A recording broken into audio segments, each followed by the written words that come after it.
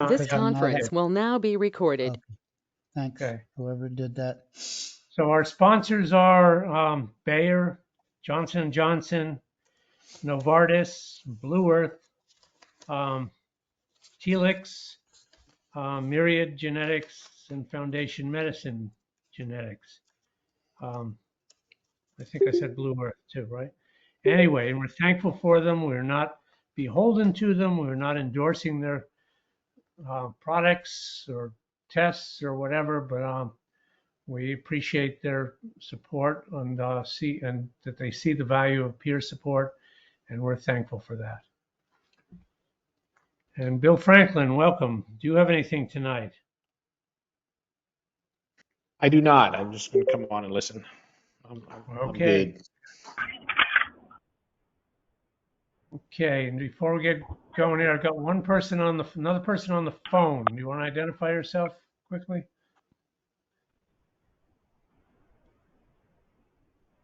You don't have to. There he is. Don't hear anything. Okay. Okay, anyway, the rules of the game are anybody who's new or first time caller or whatever, they go to the head of the class if they desire. And we have a series of questions. We kind of do an orientation and discuss how we can help. We're not medical doctors for the most part, although a few on the call usually are medical doctors, but they come on as patients, not as doctors to give advice per se. But we are a peer support group. We help each other collectively. We have a wealth of experience, unfortunately, all in this field of prostate cancer. It's a vast arena, and many of us have been jogging around the track numerous times with different treatments, different levels of prognostics, you name it. We've got a wealth of experience here. I myself for 10 years, I had my 10th anniversary now. And I wrote to my doctor recently in Minneapolis and told him this is my 10th anniversary. And his comment back to me was, "Happy anniversary." And then in parenthesis, "I think." So, in my situation, there is no remission. The cat keeps coming back. It's on the doorstep the very next day. There's no remission for me, and I'll probably start treatment again when I see him next month. But I'm happy. I soldier on. I've been off treatment now for 9 months, and who knows where this is going, but I'm okay with it. And he's okay with it. So we'll discover that next month. So first up this evening, thanks to the great work of Jim Marshall, is someone he met recently, probably on the steps of the Capitol or something. And that's Daniel Straub. So Daniel, you said Jim already sent you the questions, but let's go ahead with some of them. How old are you, Daniel? I'm 76, and if I can share, I guess I can't. It's not allowing me to share, but I put an answer to all your questions up, but instead, if I can't share, I'll just report. So I met Jim Marshall last Thursday, and he was very informational about this group and recommended I come on board. I live in Alexandria. I'm 76. Where I started, I guess your third question is when I was first diagnosed with an elevated PSA. Currently, most recent reading in January was 15.5, but back in May of 2019, it was down 4. So it's only in the past 9 months, 6 months that it's really jumped up. And with that, they were concerned. So they had me do an MRI in December with no suspicious prostate lesion. And that was followed up with MP MRI. And RADS was 5 for that. I did a CT scan in February no pathologically enlarged lymph nodes indicated, followed up by a bone scan at the same time with no evidence osteoblastic metastatic disease, and then biopsies, 14 of them. And so the results of those, they were all needles. And most of the scores were 4+4, and one was 4+3. So I guess I'm at a Gleason score of 8. Right. And they currently want me to do, they gave me the option, and because I have a brother-in-law younger who's had the problem in his family and has 3 daughters, and 2 of them work in the medical field, they recommended just take it out, Dad. You know, it comes back with radiology or radioactive. So he took his out, and another friend of mine that's older had it out maybe 10 years ago and recommended the same. So I was all set to go until last Thursday when Jim and all the other colleagues recommended there might be more options you need to investigate. So that's why I'm here to maybe get some feedback on whether I should, which all new to me, I didn't know anything about the PSMA PET scan and whether it's something that I should do before my surgery, which is scheduled next Thursday. Wow. And where are you being seen and treated? And I'm with Kaiser Insurance, and obviously that's controlled. So my urologist originally was Dr. Brian Tesher, and he's handed it off to Dr. Timothy Kim. And it's going to be done at the Virginia Medical Hospital in Arlington. Robotic surgery. Yeah, good topic for conversation. So I'm assuming you're a vet if you've met Jim Negative. Marshall. Negative. Negative. Okay. Okay. Interesting. So a number of us have had surgery, and a number of us have had radiation, different forms of radiation. Some of us have had both. I count myself in that league. So one red flag, and I don't know if your doctor talked to you about this, is that guys, I mean, you look like you're in good shape, look like you're physically fit. You certainly don't look like you're overweight or anything like that.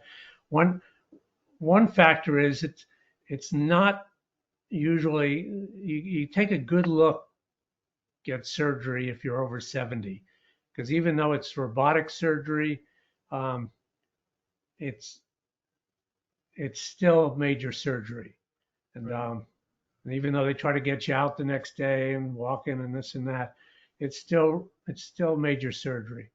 And for guys over 70, it's a little bit traumatic. And so a lot of urologist surgeons think cautiously about doing that. Although there are guys even in their 80s that have surgery. So it's not totally unheard of, but it's got to be a little more cautious. So I'm not going to answer this for everybody, but I'll let other people weigh in on this as well. There are a lot of forms of radiation that can be very useful with this disease.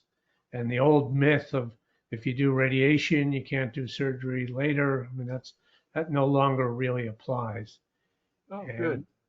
And if you're in your late 70s, you're the same age as me, you're going to turn 77 this year, or did you just turn 76?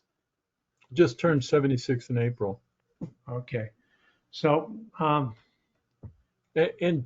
Peter, I'm a runner. I run every morning and I work out on the weekends. So I try and keep my health up until this situation hit. Good. Keep it up. Did they do any genetic testing on you at this point? That was your question. That was your question 11. No genetic germline test, and I did not do a somatic test. I didn't know about that until Thursday. That would be one of my questions. Should I follow up on that? Yeah. Before you start taking action, I mean, I think you've got a little bit of time. You don't have to race to fill out your surgeon's calendar and make sure he gets his quota of surgery in this month.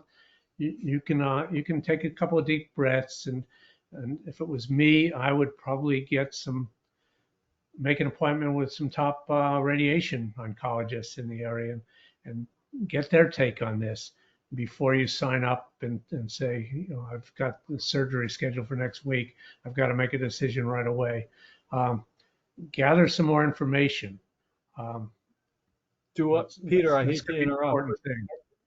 Are you recommending to delay the surgery and push it back? Well, I can't tell you what to do, but if it was me, Right.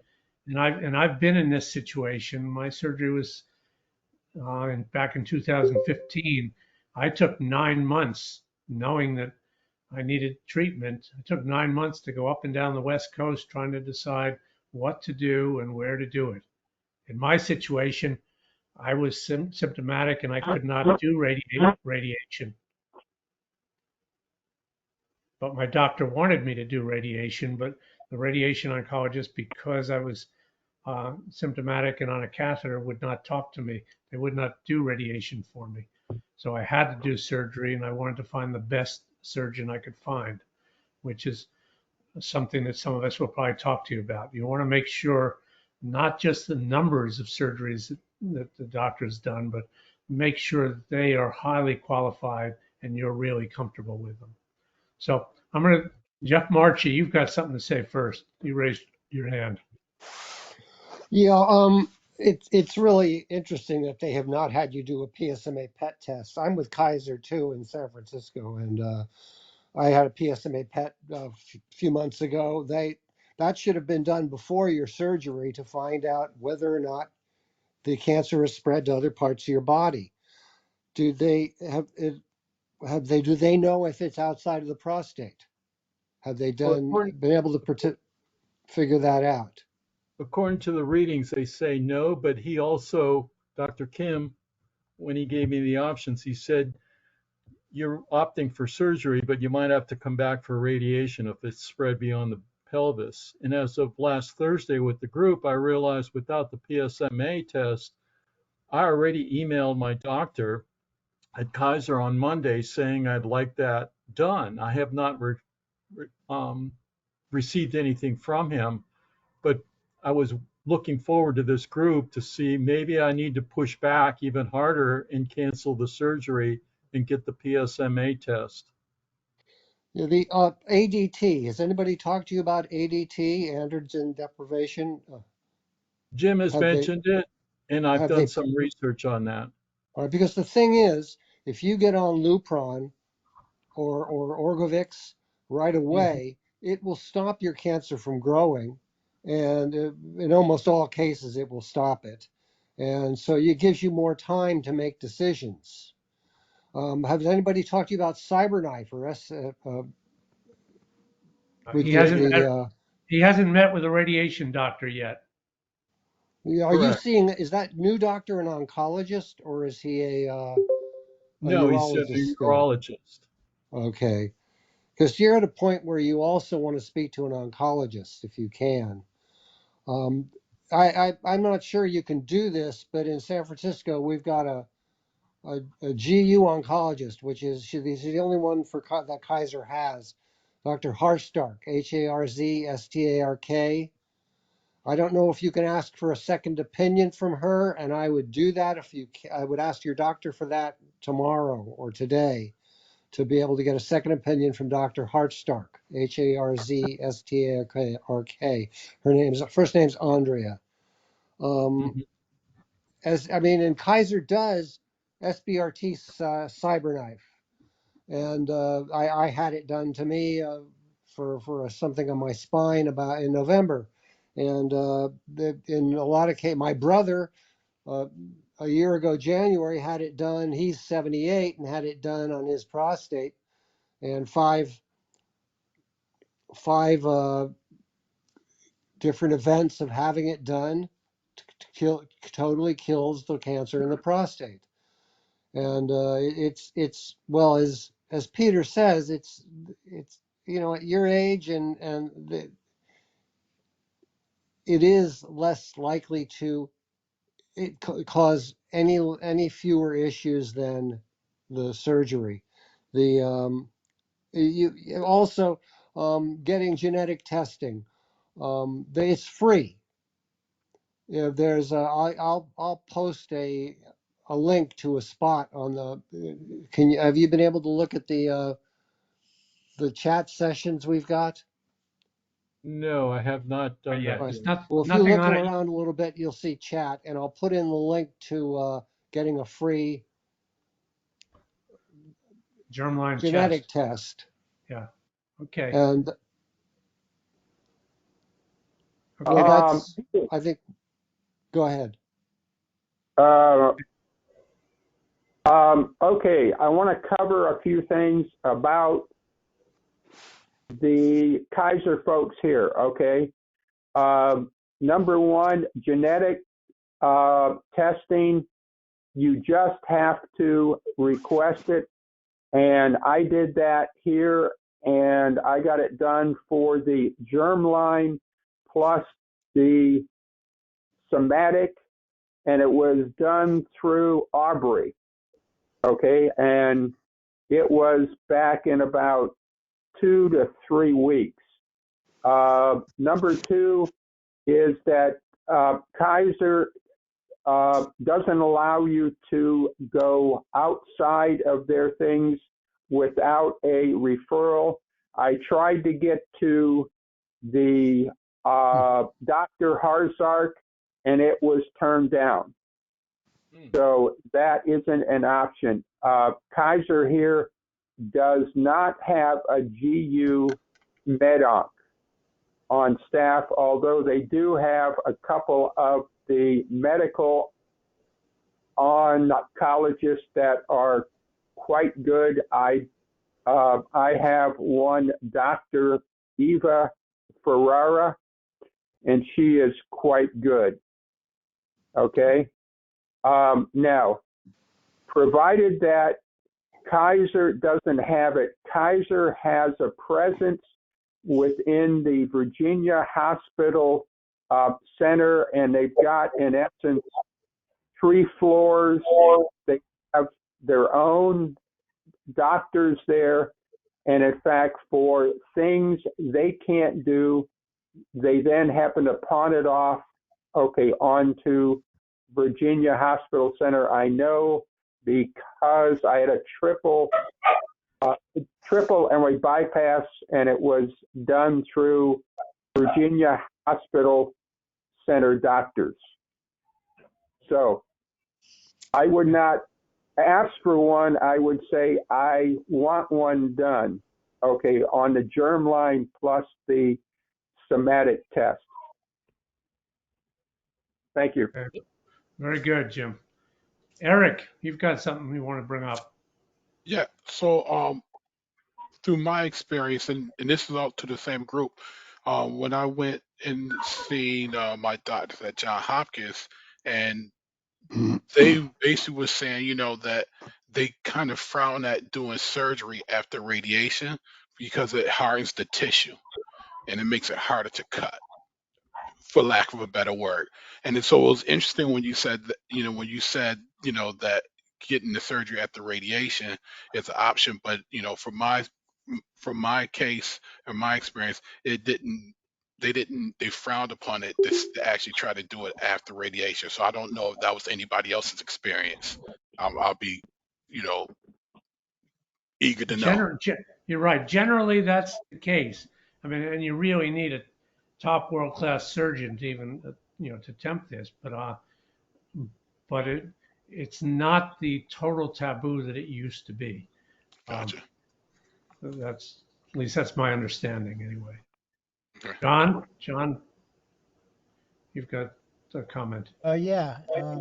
Hi, Daniel. I was in your exact spot 4 years ago. There's a questionnaire on the website for Memorial Sloan Kettering Cancer Center. It's called a nomogram, and it gives a prediction of what are the chances that having a radical prostatectomy will cure you. and you put in your PSA and you put in your, scans and things like that. I don't think it's been updated since PSMA scans have been available.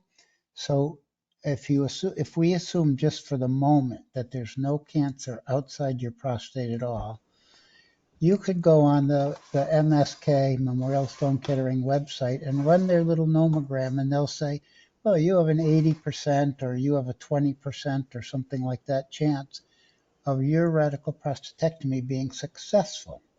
Because if you're like most of us in this group, after your radical prostatectomy, your PSA rose anyway, and you had to then start on your course of treatments. But you still have the possibility to think about curative either surgery or radiation. So I would suggest see what that nomogram says about you. Great, thank you. Good advice. Good advice. Yeah. Herb, Oh, you've thanks, got a Julian. Julian just posted the nomogram. You good. could even do it during group while we're here. Okay. Herb, you've got a comment. Yeah, I was in your situation about 12 years ago, so that was before the PSMA PET scan was even available. And well, first of all, as Jim said, you can get ADT that'll really, well, in my case at least, really knocked it down to give you plenty of breathing room. It's not a cure by any stretch, but it does get your PSA way down and gives you a lot of time to look around.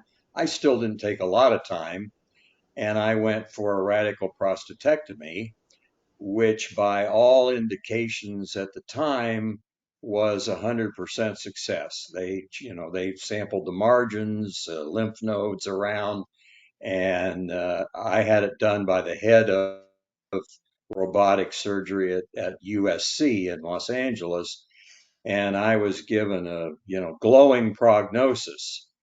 But what I didn't realize, and I don't know the exact number, I'm not sure anybody does, but the percentage of recurrence after a radical prostatectomy is not insignificant.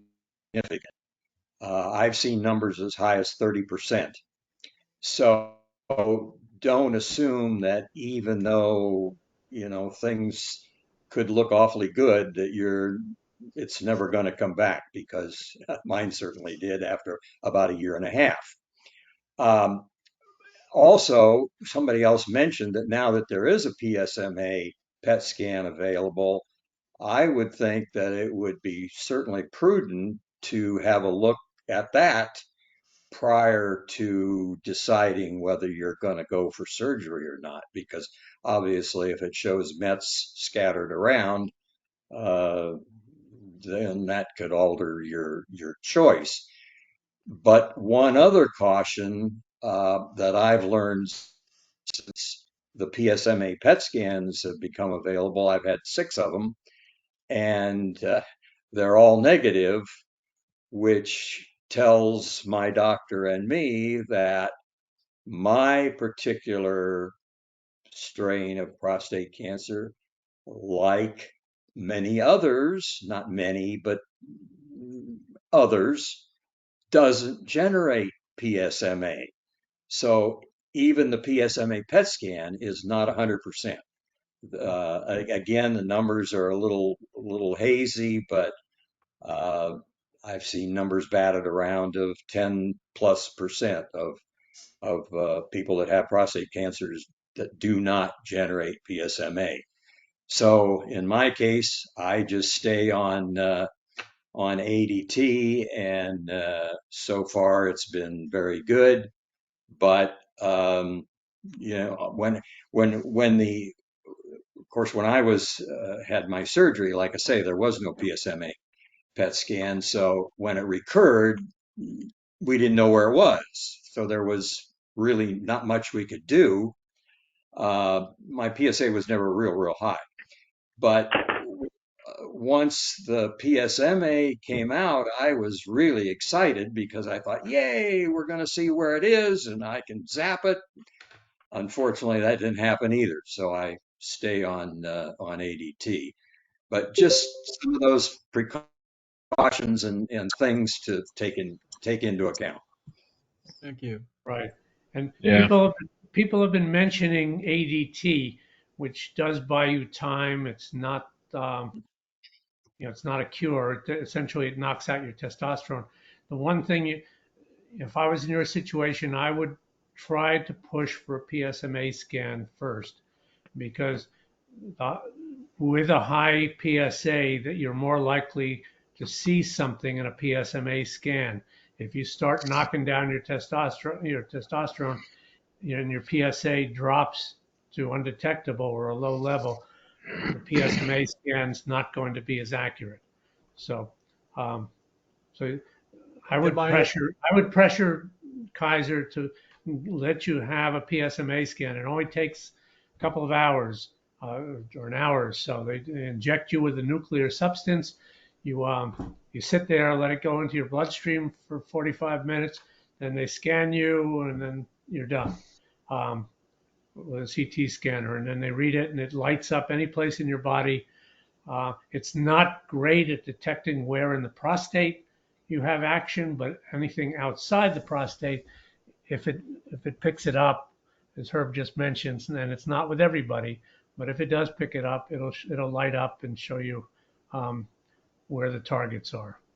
And in addition to that, am I reading you that PSMA scan is significant to ask for? And then in addition, the ADT, to get on ADT before I make the decision on surgery versus radiology? Not necessarily. This gets a little complex, and I think it was alluded to. Kaiser's.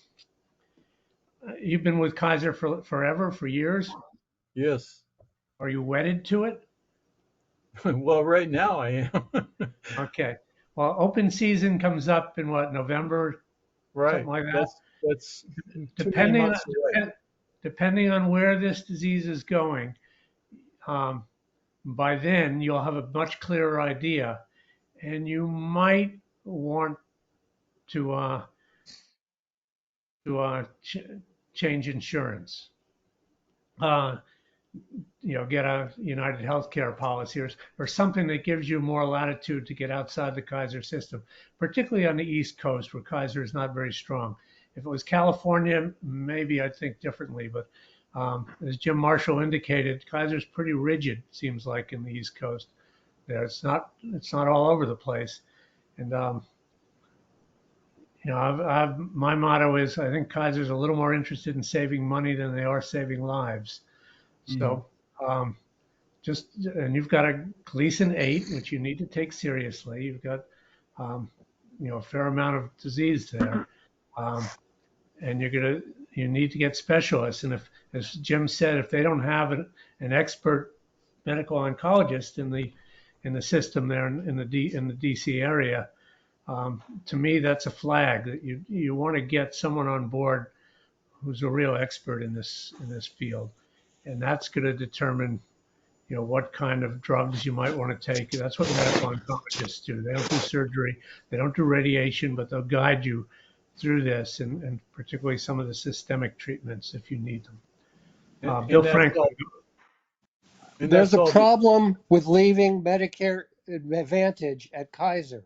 If you do leave there and go to another plan, you will probably be unable to get medicine insurance or a supplemental insurance. They won't cover you if you already have prostate cancer. So it will Right. leave you really hanging out there with the bills. That is one of the big problems with leaving Kaiser, an Advantage plan if you already have prostate cancer, Peter. Okay. Well, these are later on discussions. We're not even in June yet, and you still need to find more information out. So you're still in the information stage. Go ahead, Bill Franklin. You've got a comment. Yeah, Daniel, everybody pretty much covered everything I was gonna say, and I agree with all of them. So 9 years ago, I'm coming up my 9-year anniversary. I had a Gleason 8. I had a prostatectomy.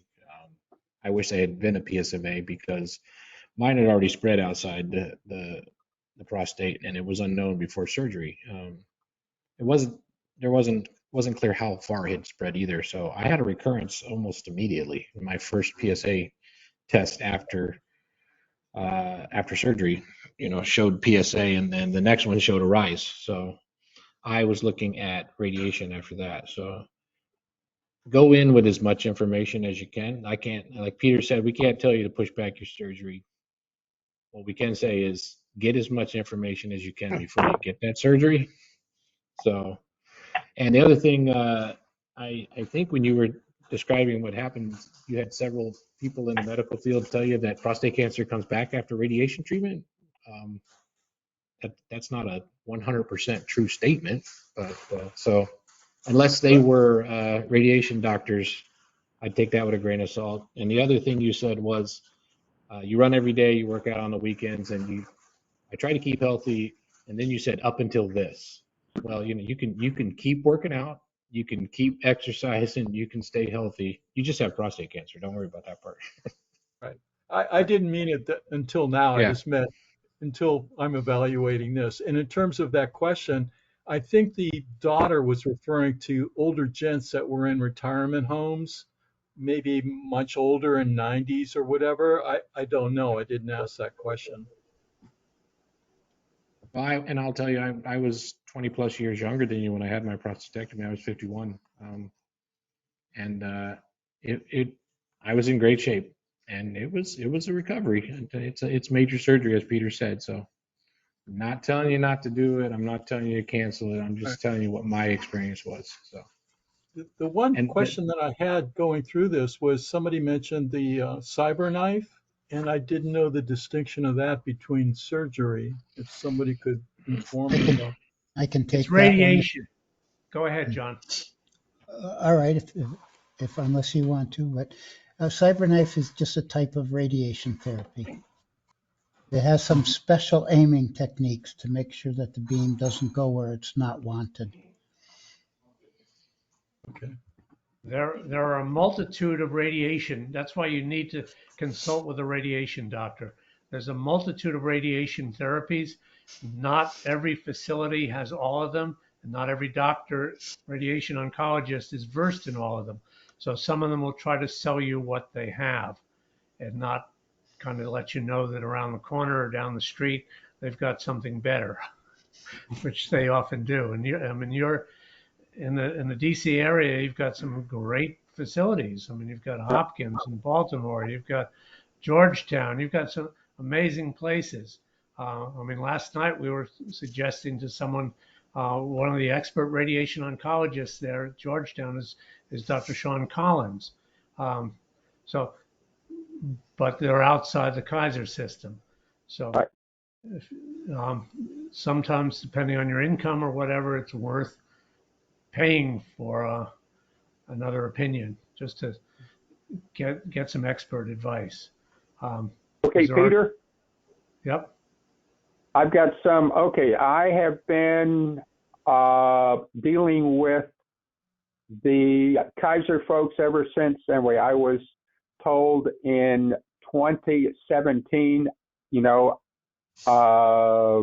that I had this, and since about 2019, at the time I joined the group, I started to learn about things, and what I've been doing is driving what I have to have. I don't ask, I don't really demand, but I say I want it.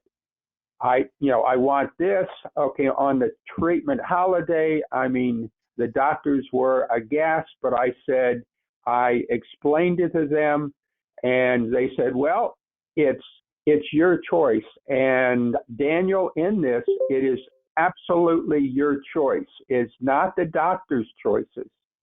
And that is the hardest thing that I found to do, to then absolutely disagree with a medical oncologist and say, I don't agree with you. This is the way that we are going to do it. And she said, okay. it's you, and that's fine. So that's Thank it. you. Very good. Richard Fisk, you've got something. Yeah. Yes, sir. For Daniel's information, and I'm sure somebody smart can provide information on this. If Daniel gets a PSMA, assuming he does, and there are a number of hot spots around the body indicating metastasis, what is the impact of that knowledge on the decision for a prostatectomy, vice radiation? It's huge. It's significant. It's likely that a doctor will not suggest doing surgery if they see something outside with a Gleason 8, depending on where the action is. So you really want to cross your T's and dot your I's here, and make sure you're getting the best medical advice. And the comment you made right off the bat there is a classic one. The people who say, whether they're brother-in-laws or sometimes guys with panicky wives will get this advice. You got to get this thing cut out right away. Cut out this cancer. Take the prostate out. It's not necessarily good advice. It's reactionary often, and it doesn't necessarily mean it's going to be cured. Okay, I would like to address that because within 2017, I had a Gleason of a 3-4. I had 2 hits. I had 10% of a core, 20%, but they had accidentally found that it had then taken a road trip all the way up to a lymph node in the back. So it was just the time that the Latitude study closed, and I went on to ADT plus a second level anti-androgen. That was on in 2017. I didn't have removal. I didn't have radiation. And I was on it for 5 years, and I'm on a 2-year treatment holiday. So you don't necessarily, now an option they do, I did have was to do chemo plus, ADT, and that was shown to be less attractive than ADT plus the second level anti-androgen drug abiraterone. So, yeah. Jim, we're getting a little ahead of the game here because Daniel doesn't even have a medical oncologist yet. He's got to initially, as I said, if I was in your shoes, I would push for Kaiser for a PSMA scan, and then try to find some good medical advice in the oncology field. Rick, you've got something to say. Yeah, I have a couple of things. I've been listening to this conversation from the beginning, but I was muted. I was on the phone. Hi, Jeff Betts. I was coming back from Tucson. The best advice you've gotten, and the advice that really I think should have probably been the top bill, was to run that nomogram. John's already done it. Let's explain to you why you need to run that nomogram. The nomogram is going to tell you whether you can manage with surgery alone or whether you're likely to need additional radiation and hormone therapy. You then have to decide, do I want to do the surgery, or do I want to do the surgery and then there's whatever it is, a 70 or 80% chance I will have to do hormone therapy and radiation. In my own case, I ran the nomogram. There was only a 30% chance that surgery alone would be successful. I was 56, 57, and I decided to do hormone therapy. Now, your doctor's already telling you there may be more there. The question back to the doctor is, well, what a benefit would the surgery be if I'm going to have to do radiation and hormone therapy anyway? And what's the Exactly. chance, right? Nobody's saying this. I mean, I'm sort of disappointed that we're already 50 minutes in. Now, that will tell you, we can't tell you what to do, but you have your own risk preferences and you can decide, right? That's why we want you to run this nomogram. I think Julian put it in. Run it right now. Come back to us before the end. Dr. John tried to run it for you, and you need to see what those percentages are. Here's the key information that is very, very, very hard to find. What difference will the surgery make? And nobody has ever done any studies on this, unfortunately. The best answer I got was from one of the very best surgeons in the country, the surgeon who treated Peter Kafka and others, Peter Carroll at UCSF. And he told me back in 2007, maybe a 3 to 4% difference. So whatever your chances are of it not coming back, there's a 3, if you add the surgery to the radiation and hormone therapy, your chances are 3 to 4% better. You then have to decide where, but I don't think you can ask your surgeon. I'd be surprised if he gives you an answer to that because we don't know. We have to go to super experienced people. So run that nomogram. You can run it right now, put in your information, and come back at the end of the meeting and tell us what's the likelihood you won't need radiation or surgery.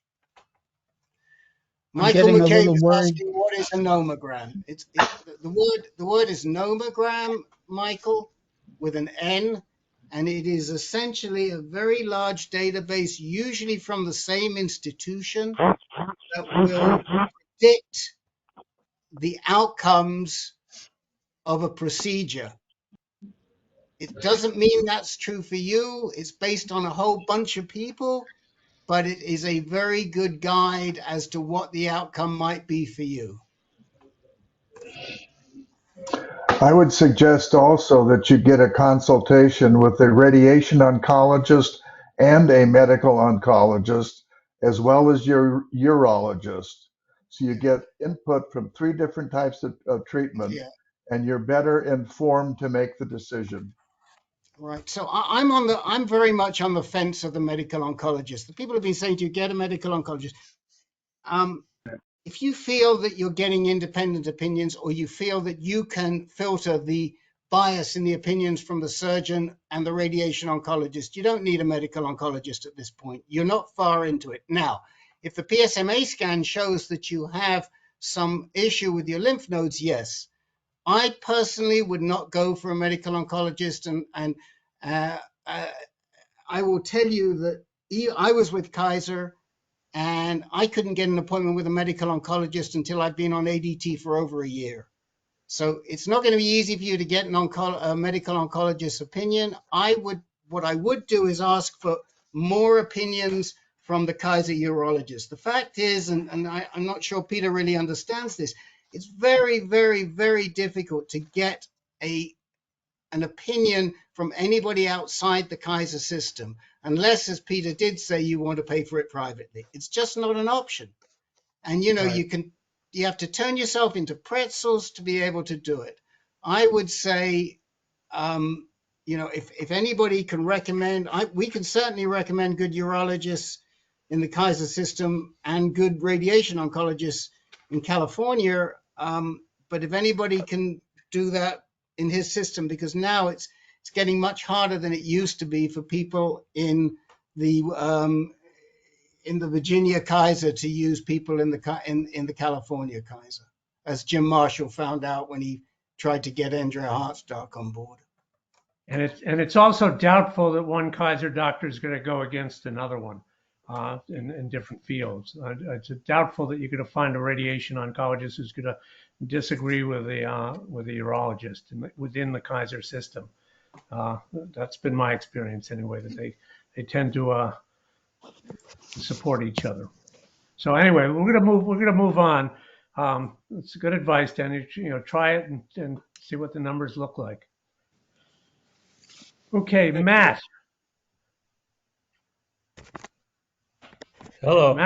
Matt from Sacramento. Hi. You said you were in the in the under 60 group, so we know you're under Yeah. 60. So Although tell I'm us a under little bit 60, about yourself. I still can't figure out how to make my camera work, even though I'm under 60. But oh That's well. okay. We can hear you. Good. What do you need to know?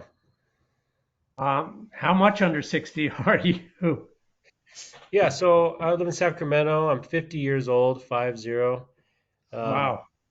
I had a chance to join the under 60 group, and Rick's already gave me some good feedback. But for this group, I have two things going on. I actually have metastatic melanoma, which I got diagnosed with in the fall last year, and I'm here in Kaiser in NorCal.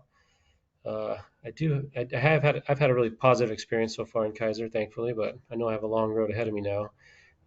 I get infusion therapy for the metastatic melanoma, and it's been going pretty well.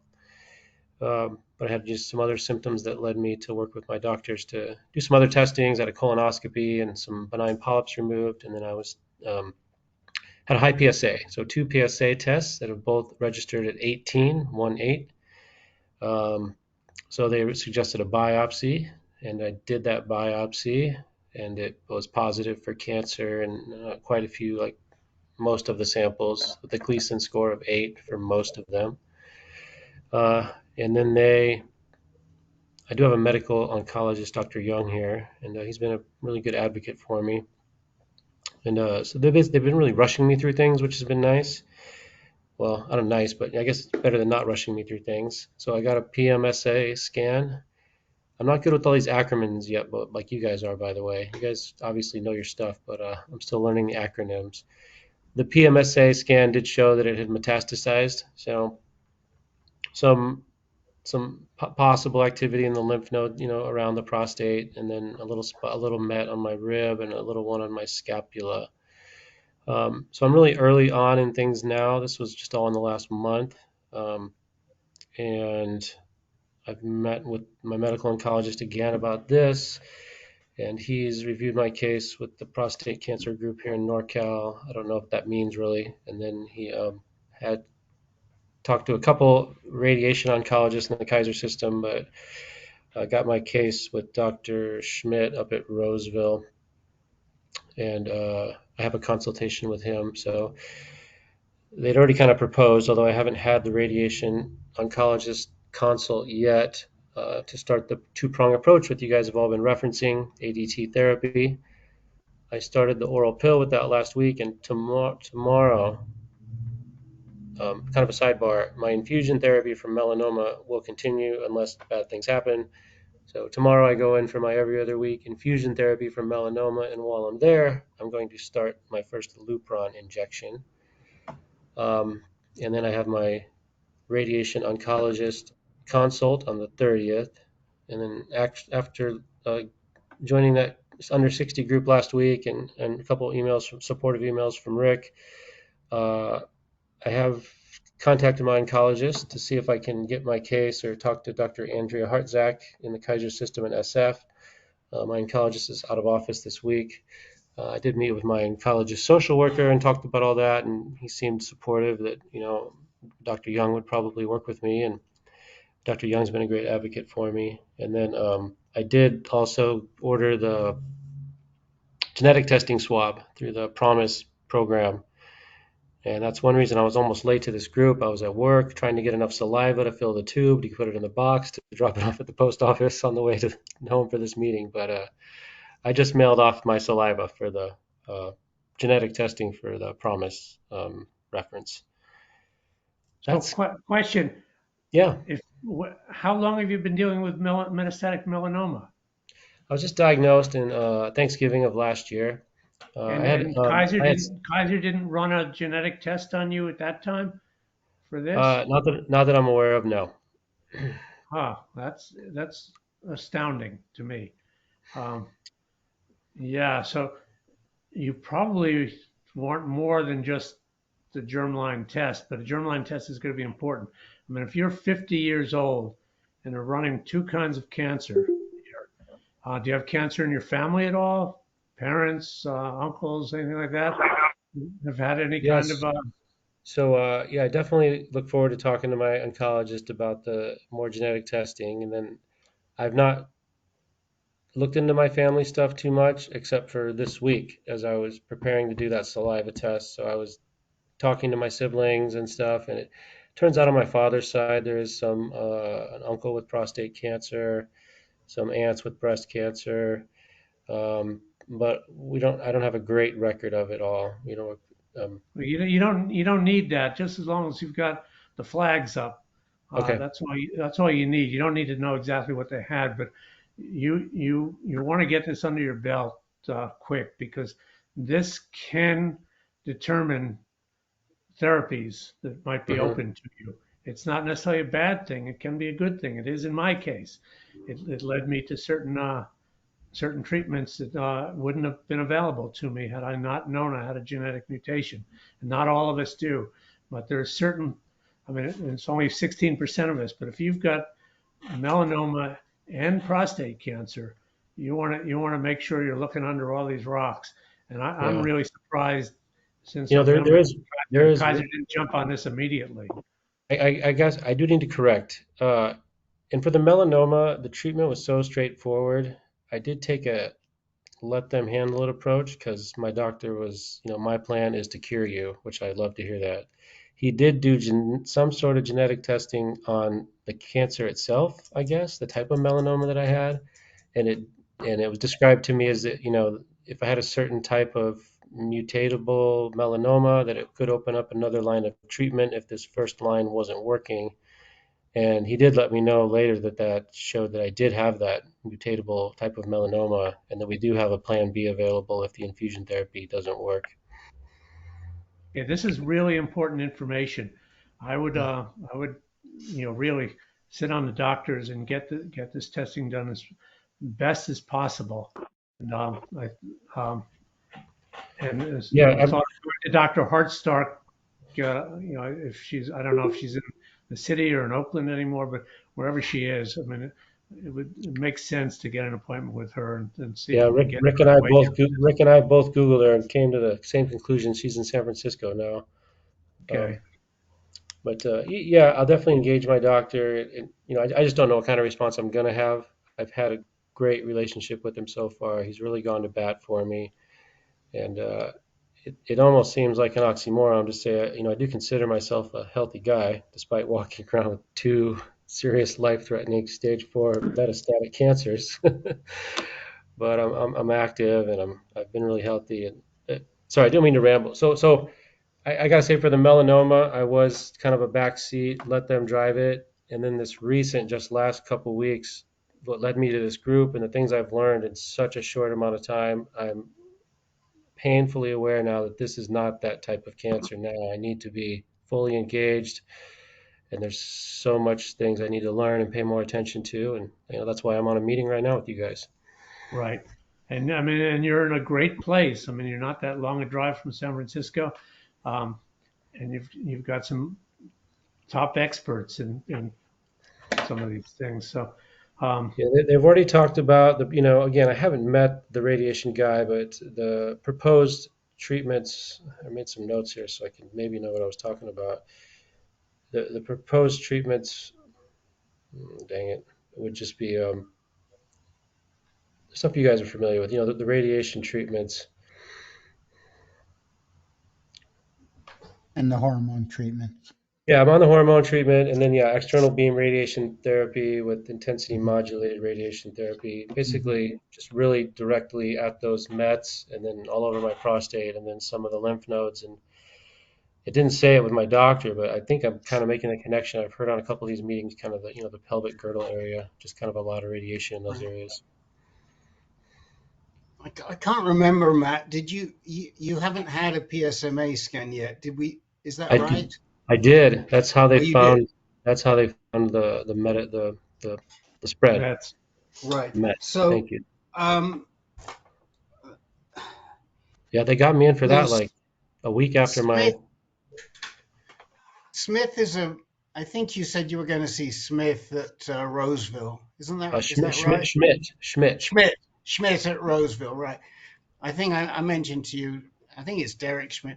he put I know, small seeds. world. Yeah, he placed my seeds because I was treated at Kaiser, San Rafael, UCSF, and then they sent me up to Roseville. And Schmidt and I thought he was good. I mean, I think he was a good doc. I think that he will definitely take the time. He has a PhD from UCLA. And I think you can rely on his advice. Sounds like they want to radiate the prostate and the pelvic girdle, which is a smart thing to do. 5 years ago, 10 years ago, they wouldn't have done that. They would have just put you straight onto hormone therapy. So, that's all good. And you'll come back to us and you'll tell us.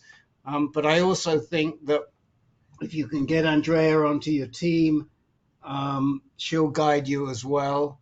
And we just have to go step by step. I'd like Bill Franklin to say something because although I guess in fact he was similar to you, but he didn't know he was similar.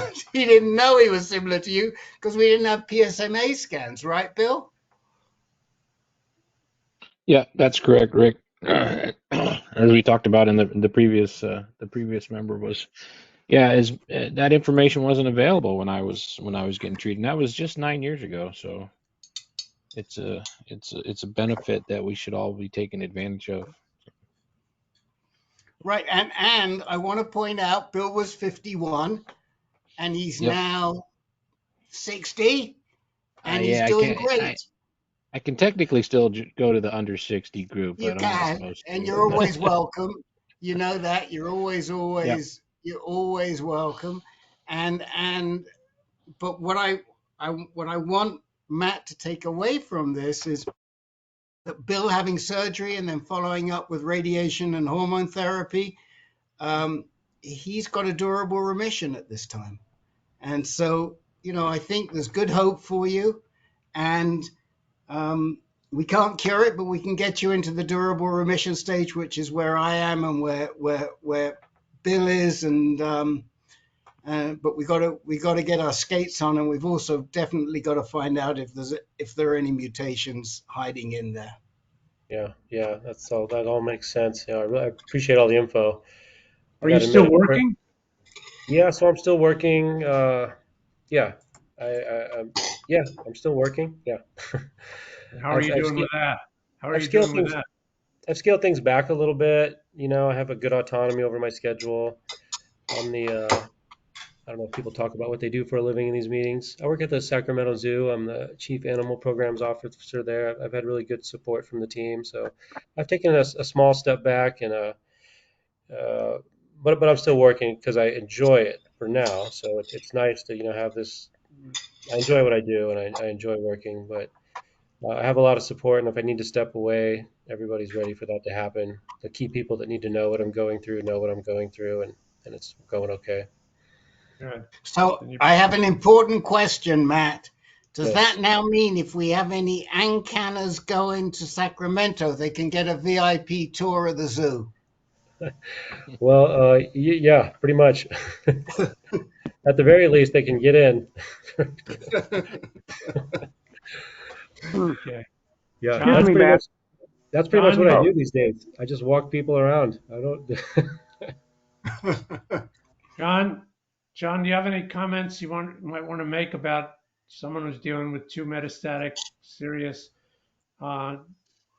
cancers and 50 years old and going forward? I mean, in my mind, it's a pretty scary. I mean, I just had prostate cancer, but it's a pretty scary notion. I just want to make sure mentally and emotionally you're taking care of yourself. Yeah, it's not a great place to be in. It's been a lot of ups and downs, going into each meeting with the oncologist after the diagnosis. I didn't do a ton of research before the meetings. I thought I was going to be stepping into meetings, finding out about months to live. Both those meetings, we talked about treatment plans and cures. Well, cures for melanoma, not cures for this, but treatment plans for this and roads forward. So really up and down. But I do recognize how stressful this can be. That's why I seeked out this group. I mentioned pretty quickly, I know I mumble sometimes. I did meet the oncologist social worker yesterday. just to meet him and spend some time with him, in case I need more help moving forward. Um, so, I don't know. I don't really know the rule book and the scorecards. I've had a lot of people tell me I'm doing pretty good with it, but I'm not really suffering yet from, the effects of the hormone therapy, which I'm sure might come down the road, and the effects of radiation. So I think I need to be braced for things to be a lot worse than they are right now. John, The you want to make a reason, comment? yeah, Matt, the reason Peter picked on me is that I'm a retired psychiatrist, so we're Ah, worried about making sure you're coping okay emotionally. Not only that, but we wonder about your family life, whether you have children and how you're talking to your children and your social supports and making sure you're sleeping okay. You really have arrived at this point at an awfully good time from the point of view of melanoma. A few years ago, it would have been so much worse. yeah, it was And a death sentence 10 years ago. that's right. And even with your prostate cancer, there's lots of treatments available. So you don't have to despair, but you might be. I don't know, but keep in mind that we're also interested in your personal and family life, your emotions, and uh, how you're coping. Well, I really appreciate that. I have a wife. We've been together 16 years, married 10 or 11. Don't quiz me.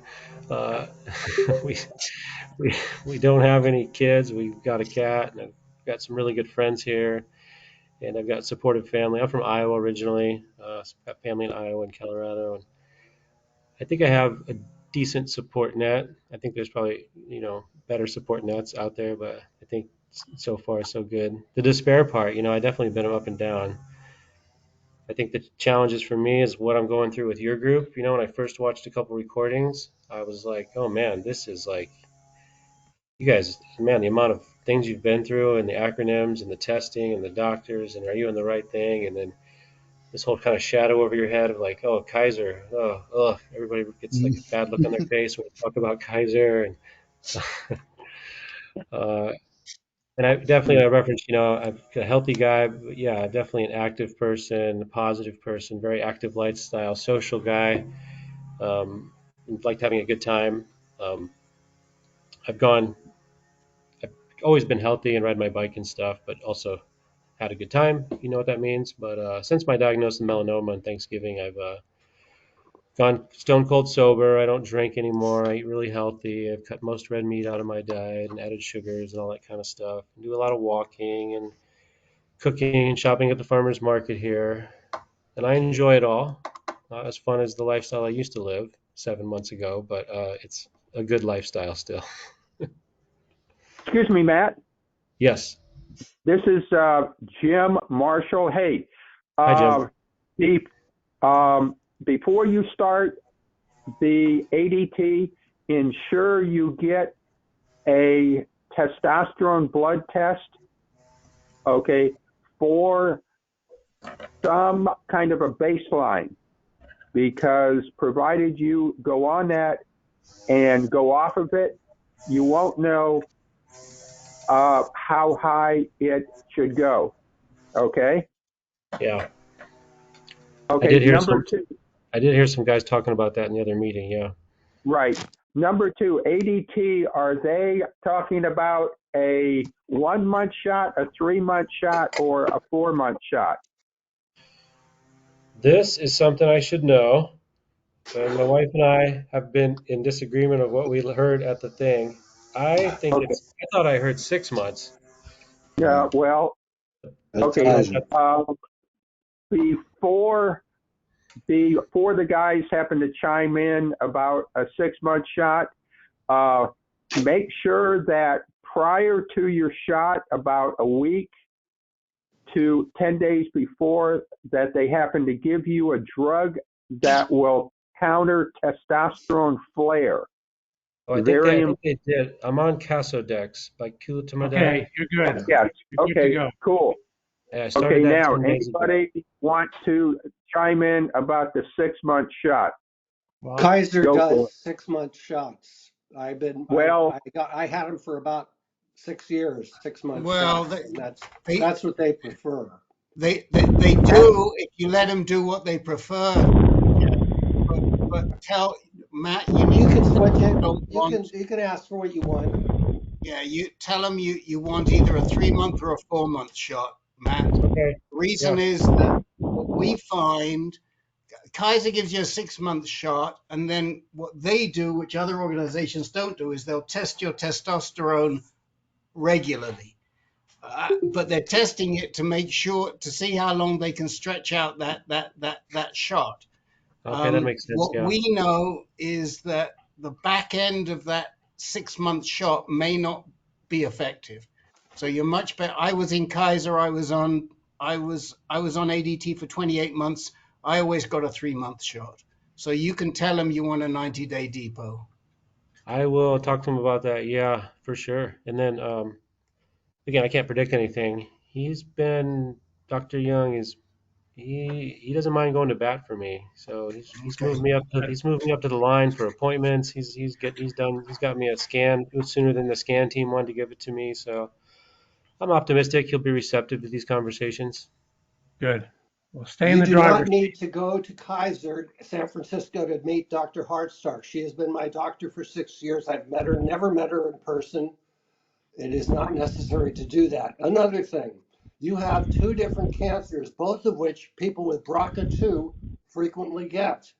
Yeah, You also have a lot of cancers in your family. I don't know if you have any Ashkenazi Jews in your family, but if so, very likely you have BRCA2 with both of those cancers. And that's another reason you want to get a genomic test. Yeah, I I clicked on put a the. link. Oh, sorry. Go ahead. I put a link to the free genomic test in the chat window earlier today. Um, He's Kaiser already will do sent. one. You just ask for He's it, they'll already do it. sent it in. He's already sent And in his Oh, okay, germline test. okay. Okay. But it's yeah, Okay, Matt, we're going to move on because we've got a no, bunch of other guys that want to talk no and problem. Appreciate you all. Thank you so participate. But much. stay with us, okay? I mean, you got a challenging situation. We want to help as best we can. So hopefully, you'll get some good answers coming up. Okay. Um, Les Sheldrup.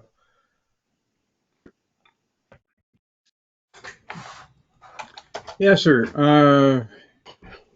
When Len was on board with me to a Zoom meeting we had with Dr. Oliver Sarter at Mayo Clinic, Dr. Sarter recommended a clinical trial, this ARX 517, whatever. And I went down to check on that in St. Louis. Dr. Russell Pachensky from Barnes Jewish Hospital or Washington University School. I don't know what the connection is. Anyway, at the clinical trial, at first they said the hemoglobin was a little low at 8.9, but they would accept it. But then about a week later, they did a retest, and it was 8.0, which was too low. And the trial people wanted to give me a blood transfusion and 2+ weeks later try again and all this sort of stuff. Dr. Pachensky was not there at the time, but his excellent team was there and contacted the Dr. Pachensky, and he in turn contacted Dr. Sarter from the Mayo Clinic, and they all concluded that that would be unacceptable delay. So they decided to give me a blood transfusion anyway and put me on Lynparza immediately. So that's where I am right now. The last PSA had gone up to 164. Mm.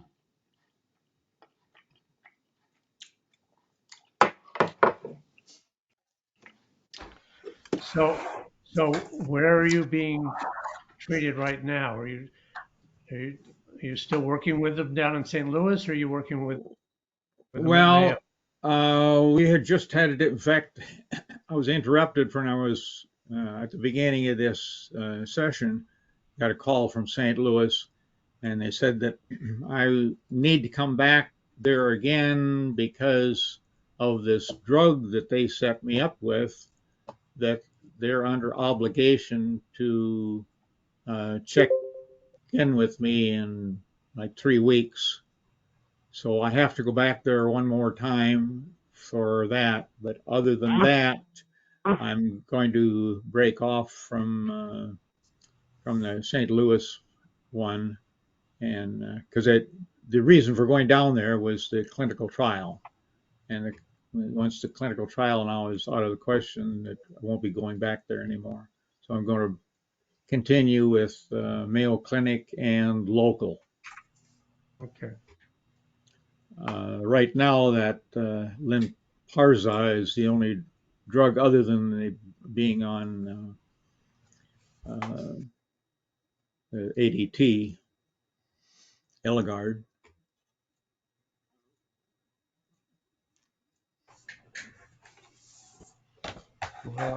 Anybody have any questions for Les? Do you have BRCA2 or BRCA1? Lynparza is a PARP inhibitor. Right.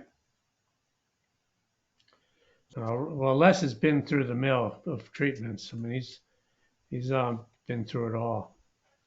Okay. Len, do you have any comments from sitting in with Les and Dr. Sartor? Well, the last I heard, and I just jumped in here, I only caught the last few words from Les. Last I heard, he was going to try and get into that clinical trial, but I guess that didn't happen. Well, his No, it blood didn't. is too low. Yeah, the Okay. tests weren't good enough. The hemoglobin was the main thing. It was too low, and it was going to take too long. That they were trying to build it up with a blood transfusion, and anyway, they ended up giving me a blood transfusion anyway, but they still thought that that would take too long, so they took me out of the trial and put me on this Lynparza. Right. And I heard someone ask you if you have BRCA1 or 2, and what was the answer there? I don't know. Oh. When was the last time you had sequencing, Les?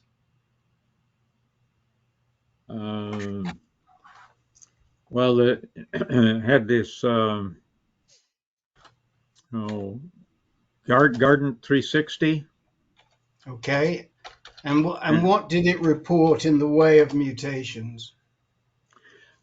I don't recall exactly. The report was examined by Dr. Sartor, and he didn't think that it was very notable, but I don't remember all the details. Okay. Is Dr. Sartor the one that's suggesting to put you on Lynparza? It was a combination between Dr. Sartor and Dr. Paczynski. Okay. So I think that you can send a note to Dr. Sartor and ask him why he thinks it will be effective. And you need to ask him that. The reason being that one of the things that this drug does is it suppresses your hemoglobin. And if you've already got a low hemoglobin, it makes it, you're entitled to ask him the question, why would I go onto a drug that is what's called myelosuppressive if my hemoglobin is low? Len, do you have any input on that? I agree exactly with you, Rick. You need to know what the rationale is here, because I don't recall Sartor mentioning anything about BRCA mutations during our last session. So, because if you did have them, I'm sure he would have said, well, the obvious choice here is Lynparza. But he didn't say that. And he said something like, well, you're in a rough spot, and meaning that I don't believe he thought any of the conventional standards of treatment were appropriate. So that's why he wanted to get you into that trial. Right. So this raises a couple of important issues. The first is that for anybody on this call, if the doctor says this is the treatment we're going to do, be sure to ask them why and try and find out if there's a rationale. It's really, really important. The second thing is I'm just dealing with a situation right now with a gent who was treated who should never have been treated in a clinic, in a pay for treatment clinic. This happened in Canada, and thank God that isn't the situation with Les. But they should have said, no, this treatment isn't going to be suitable for you. And whilst money isn't a factor in this case, thank goodness, you've got to find out why they want to treat you, because maybe Lynparza isn't right.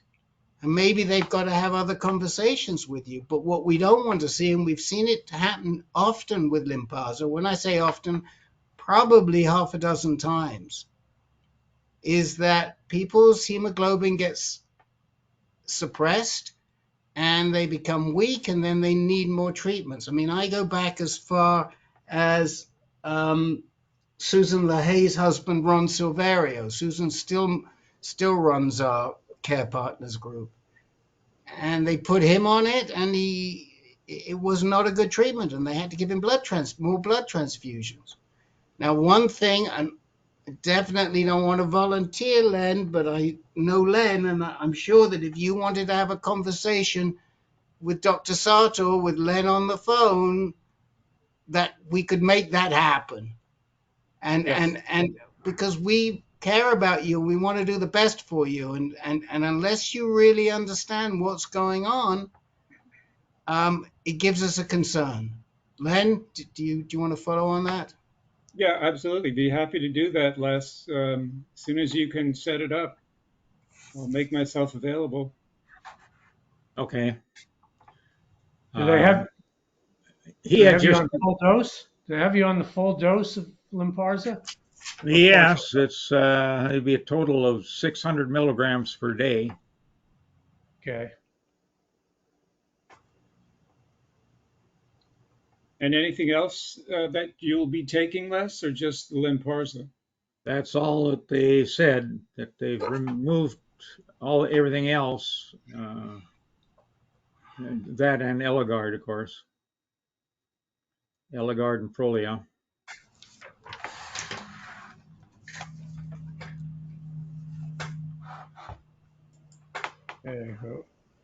Okay, I'll get with you, Len, and see what we can come up with.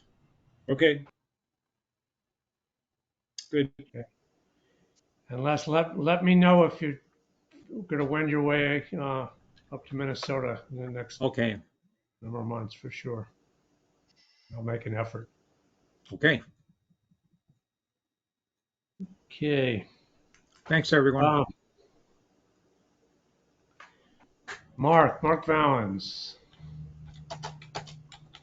Just to give you an update, if you were last week, you heard my whole story about I was really having trouble with Xtandi, and I switched to darolutamide, and that was a huge mistake. I had terrible reactions to it. I lost my balance. I had really weak mental confusion. So I was on that for 2 weeks, and we cut that off, and it took about a week, but I finally got back to where I can cope.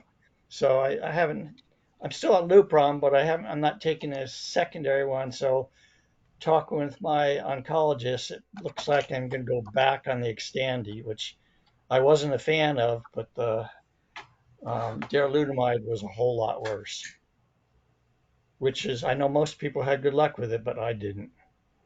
Anyways, just wanted to give you an update from last week. Very good. Yeah, all these drugs are powerful, and we all react differently. And I had a free ride with darolutamide for almost 3 years, and then the bottom fell out. And and I had to get off fast. So the $64,000 question here, Mark, is whether in fact it was the darolutamide or whether it was the kidney infection that you were wrestling with. Yes, And except um, I've been to the nephrologist a couple times. They say there's nothing the matter with my kidneys. That I had that problem back in November because uh, I was having trouble peeing, so all my urine had backed up into my kidneys. But then since they put a catheter in and then the nephrology tubes in, and they say my kidneys are fine and weren't damaged. yeah, but didn't you have a kidney issue you told us about last week? Well, just it's the symptoms remind me of when I had the kidney failure. The just feeling absolutely horrible, and some of the kidney numbers, the creatinine and the glomerular filtration rate were pretty high. Um, but since I stopped taking um, the Nubeca, the darolutamide, I just got tested again yesterday, and all those numbers dropped way back down into normal. Interesting. So does Dr. Borno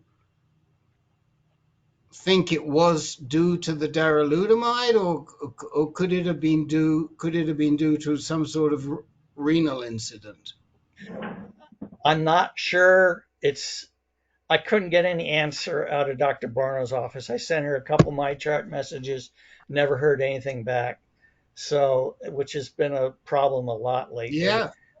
So I've been working. My local medical oncologist is not GU Med, but she's really good, and so I've been working with her. I totally trust her, and so and I do have an appointment to go back and see the nephrologist to see if they have any other ideas. But as best we can tell, I just had a terrible reaction to the darolutamide.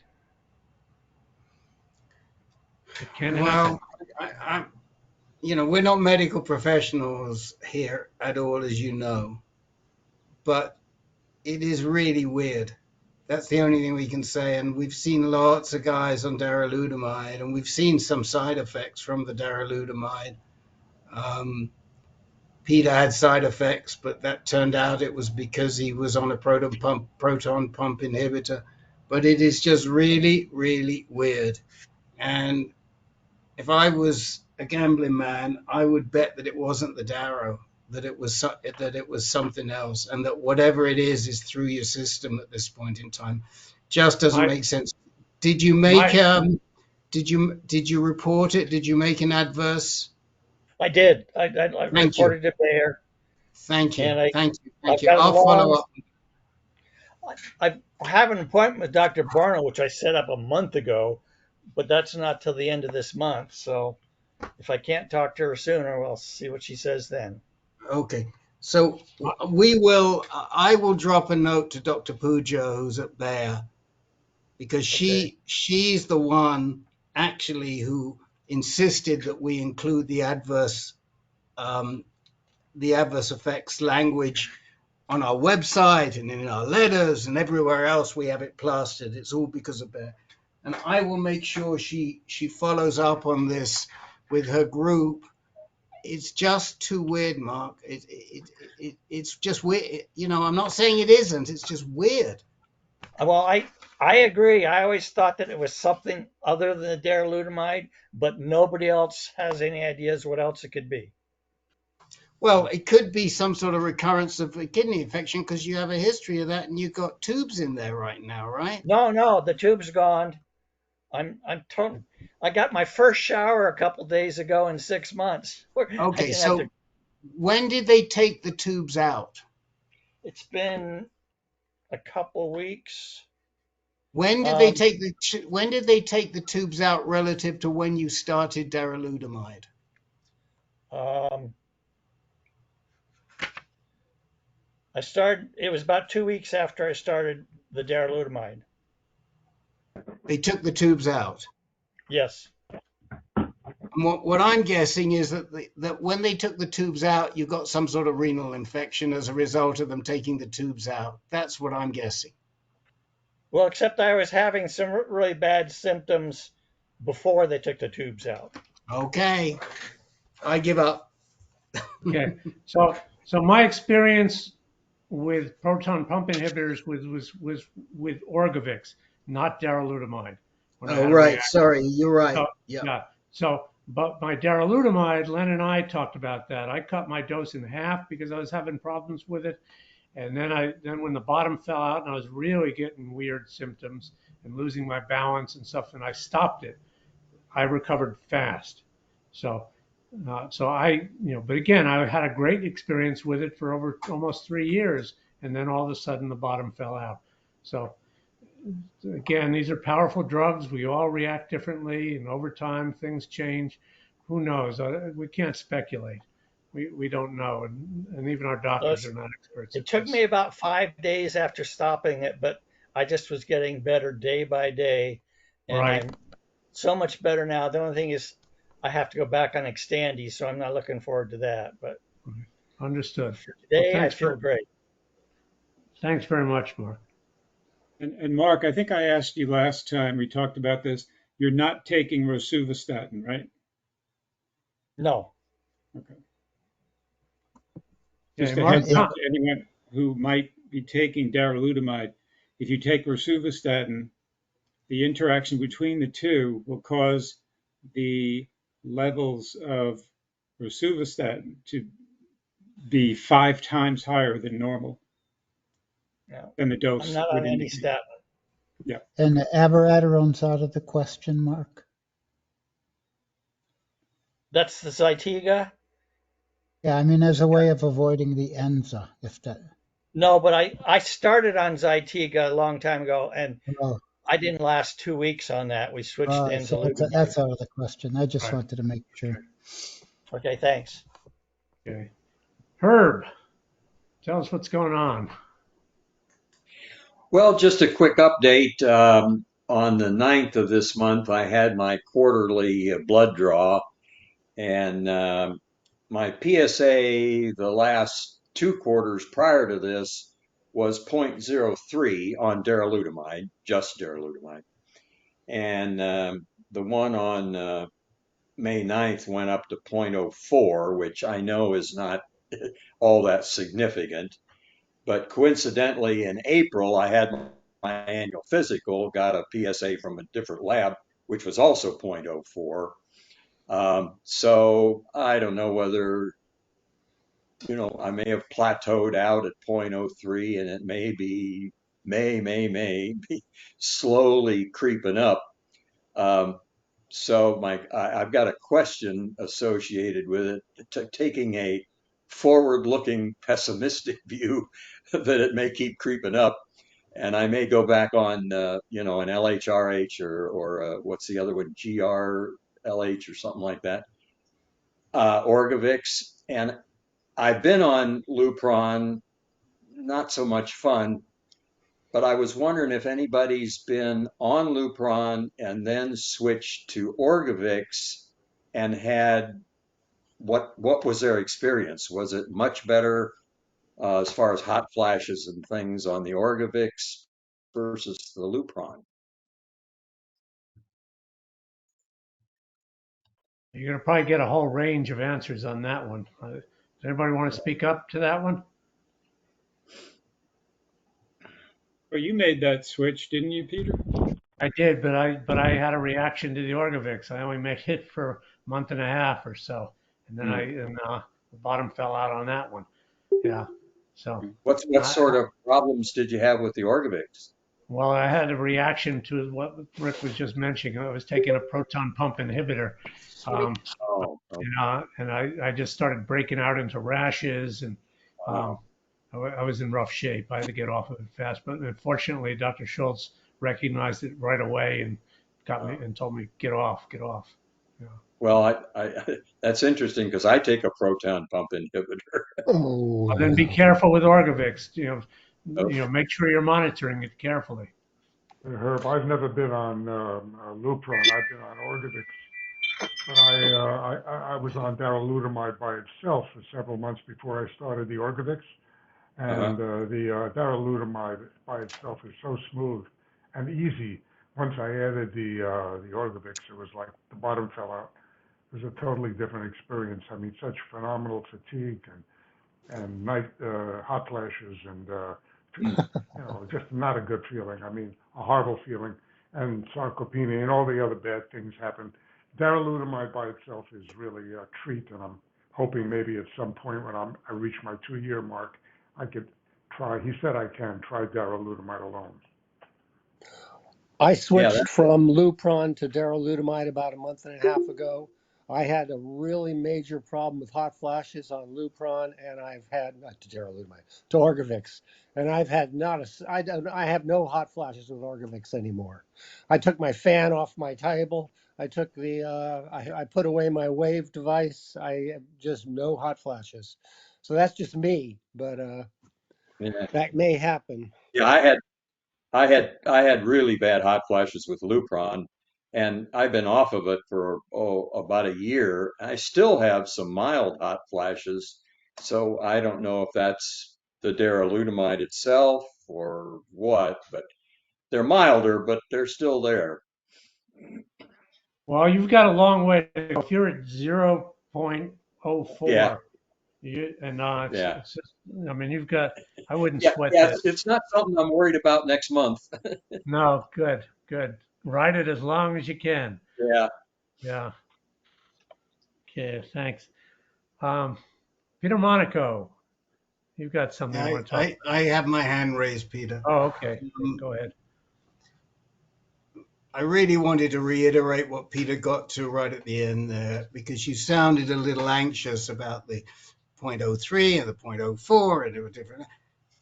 That is not something that should even be on your radar, Herb. It's don't even think about it. It's nowhere Oh, near high enough. It could be test error at that level. yeah. And Well, and like I said, I was sort of just taking a super pessimistic long-term view, but I well, but know that, I yeah, can't get too excited about point oh 0.04. right. But what we're telling you is don't take a pessimistic long-term view on that, because it doesn't mean anything. If it All goes right. up to 0.08 next month, then Yeah. yes, Yeah. okay. But Yeah. don't. But some of it is, and Dr. John and David Muslin and Dr. Jack will tell you all of this. You know, get those monkey mind thoughts.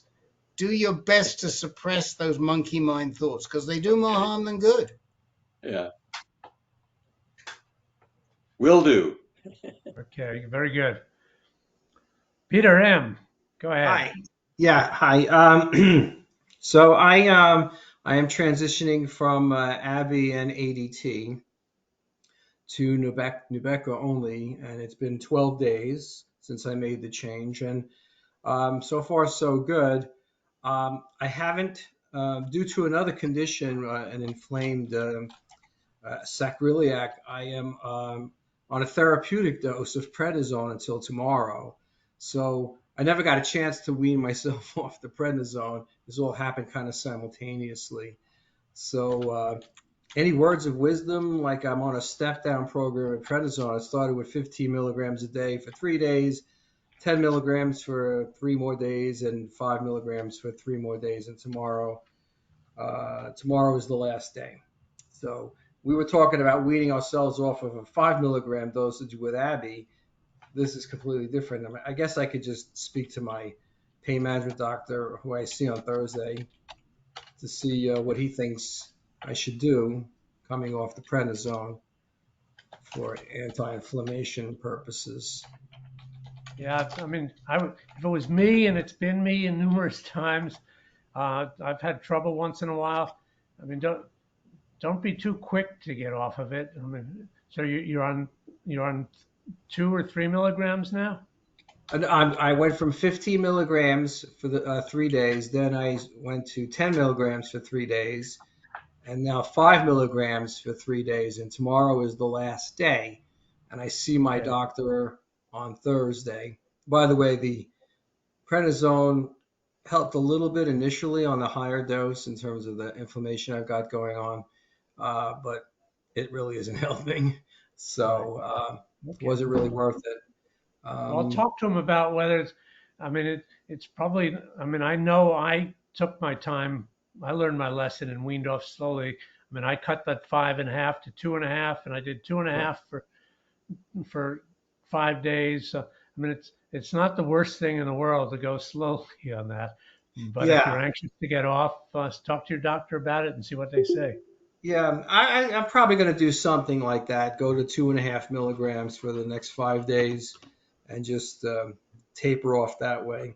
And the only other thing I had was I am getting a PSMA test tomorrow. So you had a lot of discussion about that earlier in the meeting, and I picked up all the information I needed in terms of what to expect. But my doctor ordered it now that I'm changing over to the monotherapy, I guess, and wants to see what's going on, I suppose. I don't know what we'll be finding since I've been 0 PSA for the past, 3-4 years.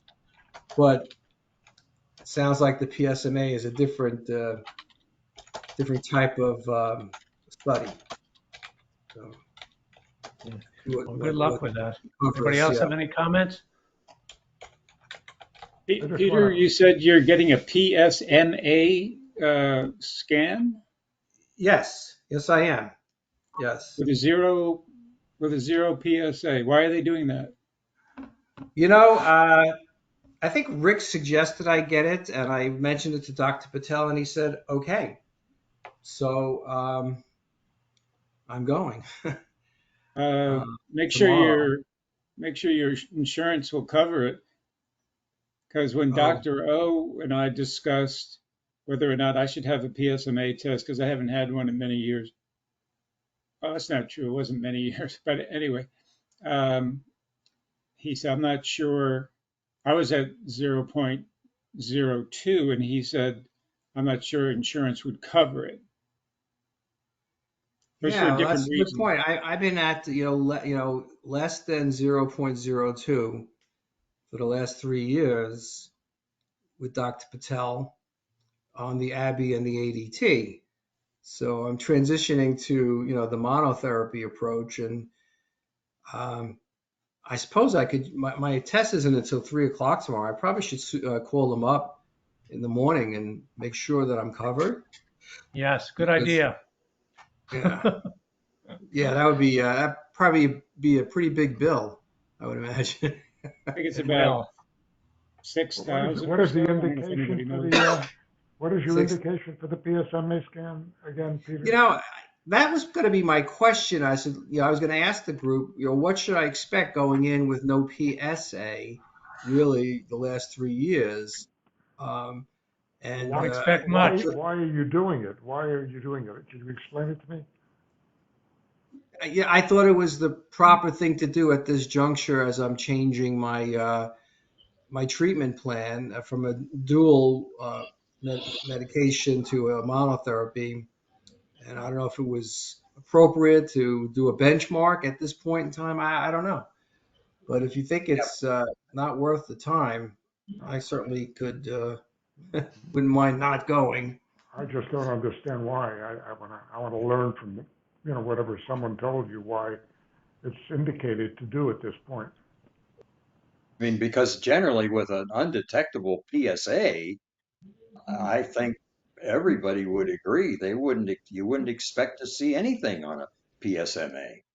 It's actually, this is John. It's not impossible. There was a study called Arches a few years ago, and then a subgroup of them went back and reevaluated a lot of the data on Arches, and they had people that they were monitoring who were basically in remission. But the study protocol required not only PSAs but PSMA scans. There actually were some people who were PSMA positive and PSA basically negative. So if you had symptoms, for example, it might be worth doing a, No, scanning or something like that. I don't have any I, symptoms. So, I so said, there's a it's not misunderstanding impossible. here. There's a misunderstanding.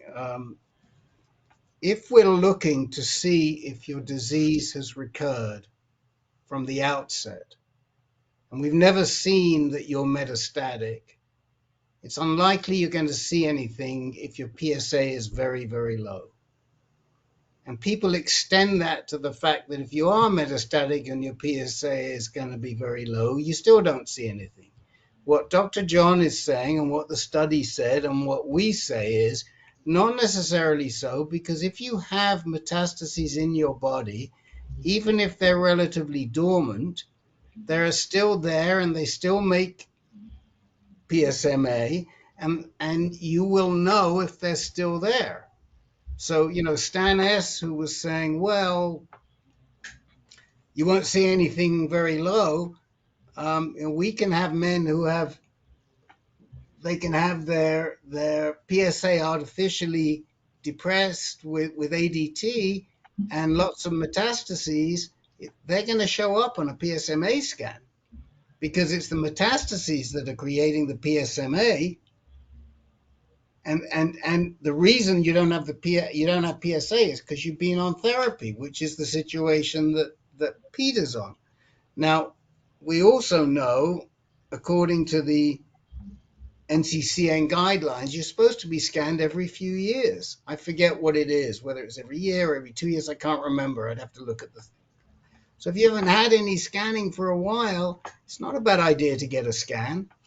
And for somebody to say, well, let's not do a PSMA scan, I don't necessarily agree with that based on this trial that John quotes, because if there's metastasis somewhere in your body, they'll show up.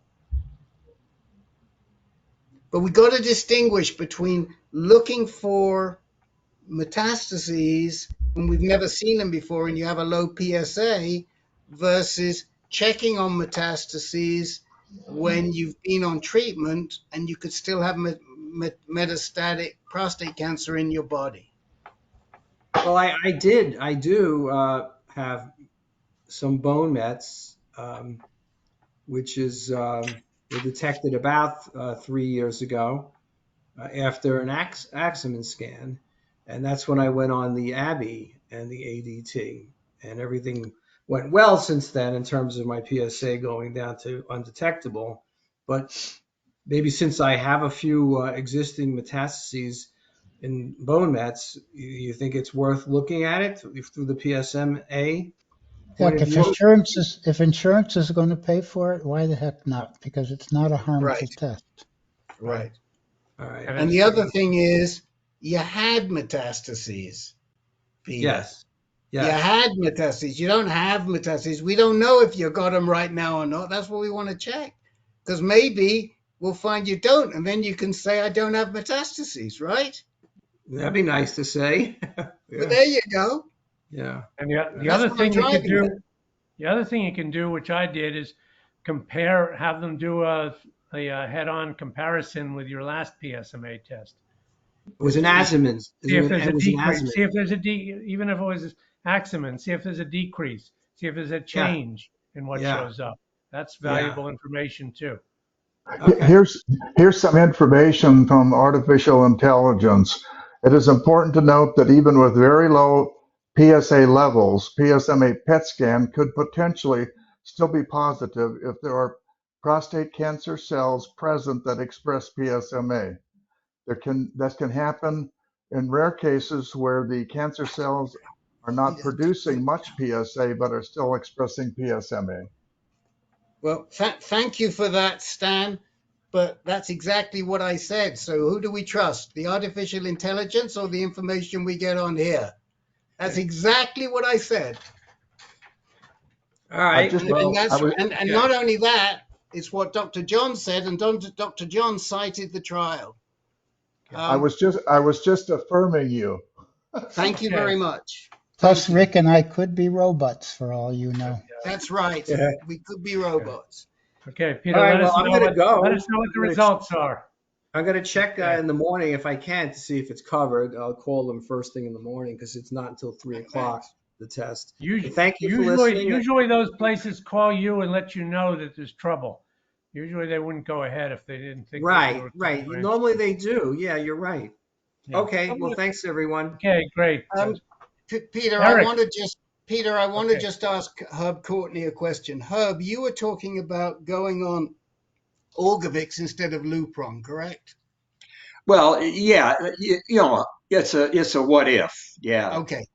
But you're on monotherapy, darolutamide right now, aren't you? Right. Yeah. Right now. Yeah. Okay, so I haven't been on. I'm doubling down on don't get ahead of yourself. That's all. Yeah. Okay. Okay. All right. That Sure because enough. I was looking and I was thinking you're not even on Lupron right now. No, no, no.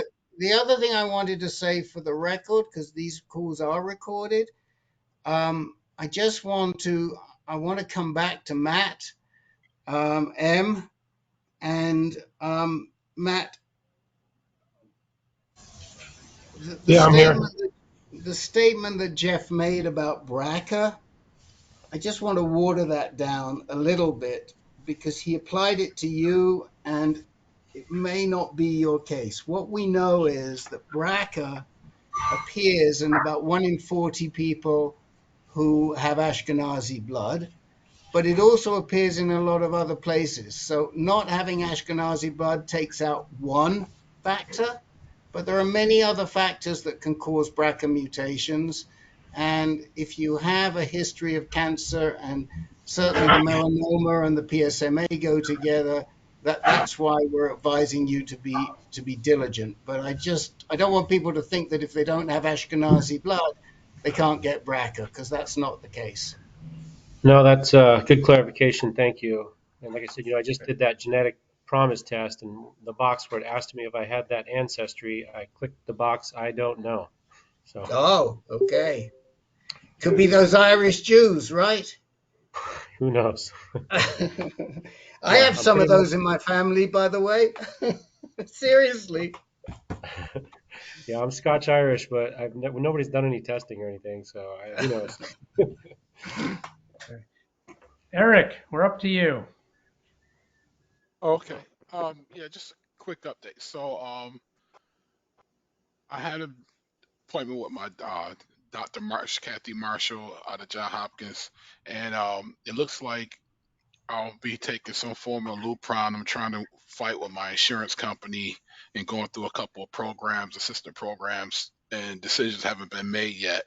But I wanted to bring up, so when I was talking to Dr. Marshall, we was talking about Lupron, and I was talking about getting a blocker, you know, for Lupron. She stated to me that I was not in the category that she would give someone a, a shot or blocker shot because I'm not. Um, I wasn't subject to some kind of spike or something like that. So I know everybody talk about Lupron and getting this hormone or some kind of treatment shot before that, but she was recommending me not to do that. She was saying that she wouldn't recommend me do that because I wasn't in that risk pool or something like that. Has anyone come across that? Yeah, so what we're talking about, it's not a shot. What we're talking about is what they're doing with Matt right now, which is giving you a drug called Casodex bicalutamide for 10 days before you start the Lupron. Okay? Now, did you have a PSMA scan recently? Yes. It didn't show, how recently? Maybe 5 days ago, last week. Okay. And it didn't show anything? And my PSA was at 8. Okay, but did the PSMA scan show Oh yeah, anything? yeah. It did. It showed a very small dots on on a couple lip nodes. Okay, She said it well, was very small. here's my view, and I'm not giving you the medical advice. I'm very eager to hear what the other brains trust guys say. But if I saw something on that PSMA scan and I was going to be given Lupron as my first shot and not Firmagon and not put on Orgovyx, I'd want to take that bicalutamide first, just as an insurance policy, notwithstanding what Dr. Handy Marshall says. I don't know. I'll throw that out to Len and to John and others. Oh, yeah, I think I agree with you, Rick. I mean, it doesn't hurt if 2 weeks of Casodex is a cheap first generation androgen receptor blocker to protect against Lupron flare, which could happen. You know, it's kind of like with what we said with Peter Monaco. Why not get the PSMA test if the insurance covers it? So if you have insurance for the Casodex, you know, why not take it? Just short term, 2 weeks. I agree with Rick. Here's the reason why, Eric. Let's explain to you why. The way the Lupron works, it pushes up your testosterone before it seals it off and drops it. So it causes a huge boost in testosterone. It can double your testosterone when you get that first shot until it kicks in and shuts off your testosterone. And the concern is that if you've got any metastasis somewhere in the body, even we may not see it, that could, all that testosterone flooding into the body could fuel the metastasis for a while. Now, we know you've got a couple of little spots. Traditionally, they did this because they were always concerned about people that might have mets in their spine that we couldn't see. And flaring it like that, flaring the testosterone could cause a spinal collapse. Unlikely, but it happened. So they came to this conclusion that if we give people this protector, these pills for 15 days, they're in better shape. Then we came up with a newer drug called Firmagon. And that drug immediately reduces the testosterone. It doesn't work by causing a flare first. The other way to go is to go back to Dr. Marshall and say, Dr. Marshall, for my peace of mind, please can you give me a Firmagon shot for the first shot, and then we'll switch to Lupron. Okay. And then you're not challenging her about she doesn't want to give you the blocker, but you'd say to her, for my peace of mind, there were a couple of spots that showed up on the PSMA. For my peace of mind, please can you do that? It's like what Jim Marshall was saying before. You've got to advocate for yourself. I frankly don't understand why these docs are willing to take that chance. I mean, it doesn't make sense to me why, but if it were me, that's what I would do. Okay. So Eric, do you know what your current testosterone level is? No, I don't. I could probably look it up, but no, I don't. But how long have you, I assume you've been on a drug holiday for a while, or no Lupron? Yes, I've been on a drug holiday for probably about 2 years. Oh, yeah. Okay, so assume you have a normal T level? Yes. So I think Rick was right in his advice. Yeah. Okay. Yeah. Hey. And the other thing I wanted to say to you, Eric, is we have seen recently 2 gents, including the venerable moderator, Mr. Len Sierra, have success with Bayer getting darolutamide on a program. Now, that's not to say you will, because you're in a different category, but we know that the drug companies will help you out. And hopefully and it's worth trying them all, because for a while there, they weren't doing so well. And it seems like there's been a come to Jesus moment, and all of a sudden they seem to be more willing. Okay. Is this through, you said through a trial? No. Oh, okay. Through the drugs, the the support programs, and Hopkins should be able to help you with that. So Okay. you would be eligible for the support programs provided by the drug companies like Pfizer, like Bayer, like Johnson and Johnson. Patient assistance programs. If you look them up Thank Yeah. online, Bayer Uh, will list it there. okay. Yeah. I'm doing one now. Submitted one now. It was for Extendi, but it was nothing for darolutamide or anything like that.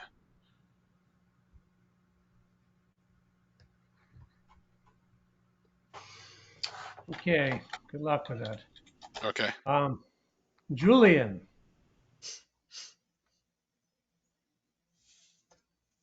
You still with Oh, us?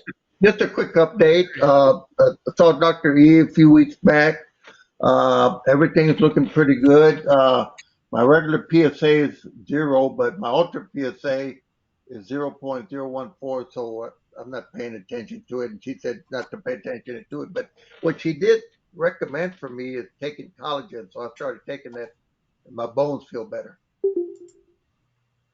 Taking what, Julian? Collagen. Oh, how do you do that? I get a scoop. This one is, well known. That you recommended it to me because other patients were using it, called ancient nutrients. Not to put a plug in for them, but I take it. It comes with a little dispenser, a little cap, and I put it in with my coffee, and off I go. Huh. Well, Um, I just want to say, Julian, the best news is you're still undetectable. We love that. Yeah. We Me love too. that. And also want to say that we may need you because AnCan and Dr. E put in a request for a grant, and it involves a program in the lower income clinics, and maybe innovating some type of AnCan support groups in those clinics. And She told me. you are, she told you. That's Yeah. because I said, yeah, we got people to go with. I know Julian will work with this. I'm so glad she told you, and it's Yes. exciting. Yeah. The I've other been thing, expecting a call from her, but I haven't heard nothing. I guess maybe it's a grant taking time. you know, she's now the other thing, which I told her could make her the most popular woman in the whole of the advanced prostate cancer community, is that we're talking, and it's very early on, about doing a study with Vyleesi, which is the drug that is used to boost women's libido. And at the recent AUA conference, there was a report from Erwin Goldstein, who is a sexual drug urologist in urologist in San Diego, and with whom Rachel Rubin trained, that this drug Vyleesi, I can never remember it, bremelotamide or something like that, bremelaptamide, I don't know. Anyway, the Vyleesi works in men. Oh. So I saw this and I wrote to E and I said, E, I think we need to do a trial. She wrote back immediately and said that would be fantastic. And Houston Methodist is willing to do it. I don't know where we stand. I'd asked Dr. Rubin because, and I thought we could bring in Stacy Loeb, we could bring in Dr. Morgans. But I think we may start possibly with Houston Methodist. But the idea is to see if men who are on longer term ADT, who have lost their libido, if we can restore that for them using this Vyleesi. So it's My exciting. testosterone's been going up and down. She said it's going to take another 6 months, maybe more, for it to come back. So we'll see. But yeah, it'd be a nice study. I think it'll be a great study, and I think there's a lot of guys around here who are on ADT drugs, meaning the Lupron, the Orgovyx, all of those drugs, who might be interested in participating in that study. It could be very, very exciting. So keep your fingers crossed. And that's right. But you know, she's the perfect person to do that study because she cares so much about the quality of life of the men that she's putting on these drugs. And she gets the fact that if we can help them out by giving them back their libido, it's going to make their life a lot easier. More sane. You mean if you've got libido, you're more sane than if... Something like that. Should we have a vote on that? I thought it was the other way around. I can joke with my doctor, you know. She's good. Well, this is John, and I'm going to just close out for Peter. He had another meeting he had to go to.